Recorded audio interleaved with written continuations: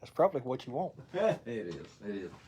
Good morning. It's Thursday morning, and glad you've chosen to spend a few minutes with me here. I just want to talk with you this morning about one word, and that is fear. And in our current situation in the U.S., there are a lot of people who are living in fear. Fear of disease and fear of disaster, fear of destruction. Too few maybe with fear of depravity. But, and it's, it's fear of saying the wrong thing. And let me just give you some of the best advice that I can possibly give about one aspect of that, fear and anger. And that is, so many times people will sit down with their phone when they're mad or really fearful, but when their emotions are very high, and they'll type out a message and hit send. And once it's sent, you can never get it back. You can take it down, you can delete it, you can say I'm sorry, but you can never get it back. And let me just encourage you, before you hit send, hit delete or cancel.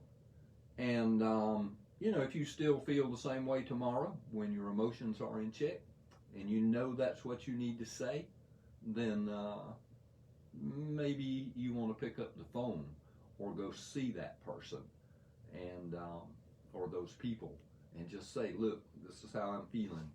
Can we talk about it? Because you can't talk about it in a text. And like I said, once it's sent, you cannot get it back. And many a relationship has been destroyed that wouldn't have been had people just waited, let cooler heads prevail, and sit down and talk. Sometimes we're going to disagree, but we can do so in love and compassion for one another. No, a lot of people are in fear of this disease. Let me tell you about somebody who had a disease and some disaster, and his name was Job. Job lost his whole family, everything he had, 10 children. His wife was still with him. And, it gets pretty deep to explain just why, but the devil had asked to do to Job anything and everything he wanted, because God pointed him out to the devil and said, here's a good man, in effect. And the devil said, well, let's see, let me test it. And so he killed his family, took his business, took everything. And in Job 2:9, his wife is talking to him as he's sitting there covered with boils. The Lord told the devil he could do anything to him, but he couldn't kill him. So he made him as sick, as miserable from his heart and his loss and his physical self. He made him as close to death as he could, but he didn't kill him. And here he sits, sitting in a pile of ashes with a piece of broken pottery, scraping these sores on his body. And his wife said to him in verse 9 of chapter 2, says, are you still holding on to your integrity? In other words, you're still going to stand firm for the principles and precepts upon which you have stood all this time.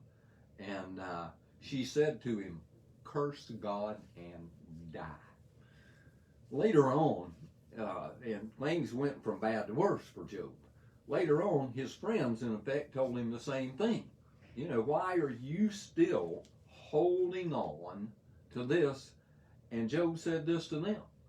And he said, though he slay me, in other words, even if I die, though he slay me, yet will I hope in him. And, we fear those kind of things, but who is this person that supersedes all the bad stuff that could possibly happen to a person, up to and including death itself? Who is this person? Well, it's no less than God himself. And he said, though he slay me, yet will I hope in him.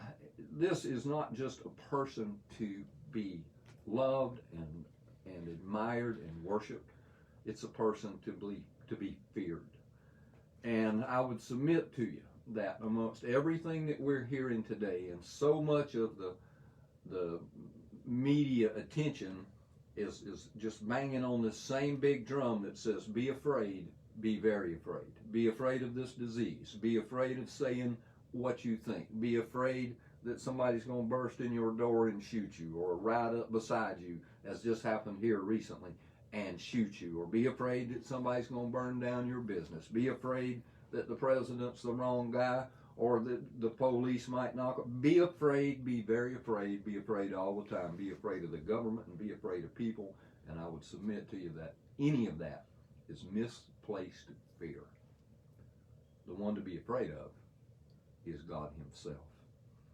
Just to share just a couple of verses that I had looked at on that.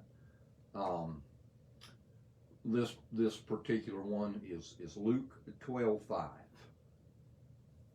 And I'm going to read to you the New Living Translation, which is not an exact translation, it's a paraphrase, but I think it's well stated in this case, and it's not saying anything that is untrue. Indeed, it is telling us the absolute truth. And Jesus says this about not fearing the ones who can, all they can do is kill you, okay? And all this disease can do is kill you. And you might say, well, that's bad, but that's not as bad as it gets, because at that point, it either goes from bad to better or from bad to worse. Here's what Jesus said, but I'll tell you whom to fear. Fear God, who has the power to kill you and then throw you into hell. Yes, he's the one to fear. If you're going to bend the knee, fine. Let me recommend that you bend the knee to God. If you're going to hold on to somebody or hold on to any hope, don't put it in the government, and don't put it, of all things, in the anarchists who believe there should be no government. Put your hope in God. You will yet praise him. Even though he killed you, and, in effect, we all killed ourselves by sin, and the wages of sin is death.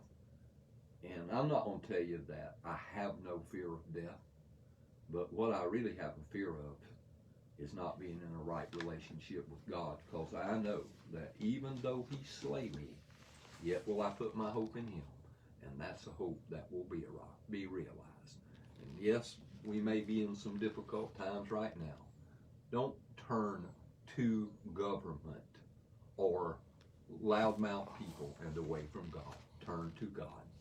When it's time, he'll lift you up and put a smile on your face and a song in your heart that you never dreamed of before. Stay safe. Keep the peace. God bless you.